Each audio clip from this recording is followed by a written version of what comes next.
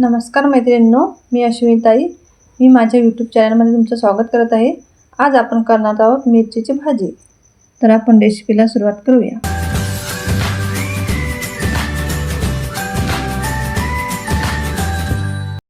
आता आपण साहित्य पाहूया. ही हिरवी मिरची, आंबट चुका, एक पाववाटी तुरीची डाळ, शेंगदाणे, एक छोटासा कांदा,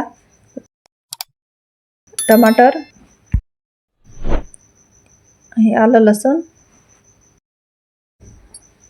आता आपण कुकर लावूया.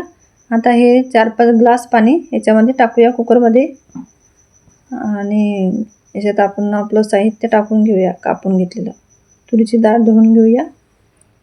तुरीची डाळ याच्यात टाकून देऊया.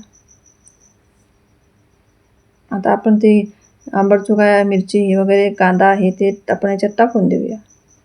शेंगदाणे टाकूया आणि हे साहित्य कापलेलं याच्यात टाकून देऊया. आता याच्या आपण 3-4 शिट्ट्या काढून घेऊया. आणि आपल्याला आता म्हणजे याच्यात हिरवी मिरची वापरायची आहे, लाल तिखट टाकायचं नाही. तर मैत्रिणींनो, माझं यूट्यूब चॅनल आता नवीनच चालू झालेलं आहे. तर याच्या पहिले बी 2 व्हिडिओ टाकलेले आहेत. आता याच्यानंतर मी नवीन व्हिडिओ टाकणार आहे. तर तुम्ही माझ्या यूट्यूब चॅनलवरचे व्हिडिओ पाहत राहा.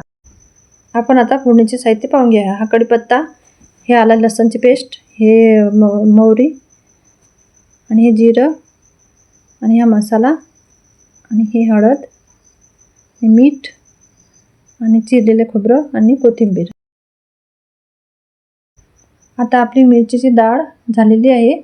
आता आपण ते उघडून पाहूया आणि त्याला फोडणी देऊया. बघा कशी मस्त डाळ शिजलेली आहे. आंबट चुका आणि शेंगदाणे, टमाटर कसं एकत्र झालेलं आहे. तर आपण आता फोडणी द्यायला सुरुवात करूया. कढई ठेवूया आणि त्याच्यात तेल टाकूया. तेल गरम झाले की मोहरी टाकूया त्याच्यात.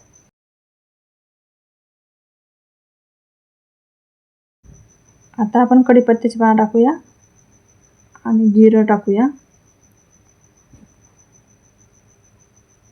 आणि आलं लसूणची पेस्ट टाकूया. ते परतून घेऊया. खोबरं टाकून घेऊया आणि तुम्हाला जर वाटलं तर तुम्ही शेंगदाण्याचं कूट पण करून टाकू शकता, पण मी अख्खे शेंगदाणे घातले त्याच्यात. तर तशी त्याची बी चव पण छान उतरते त्याच्यात. आता आपण मसाला टाकून घेऊया. आता हळद टाकून घेऊया आणि आता असा हात देऊया चांगला. आणि आता आपलं भाजी टाकून घेऊया त्याच्यात. मस्त अशी भाजी झालेली आहे आपली. कलर बी छान आलेला आहे, वास बी चांगला येऊन राहिला. आता मीठ टाकून घेऊया. आता त्याला हात देऊया.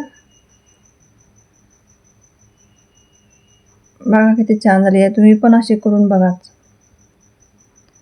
आता कोथिंबीर टाकूया. आपली भाजी तयार आहे. आता ही भाजी 6-7 जणांची सहज झालेली आहे. हा व्हिडिओ आवडल्यास लाईक, शेअर, सबस्क्राईब करायला विसरू नका.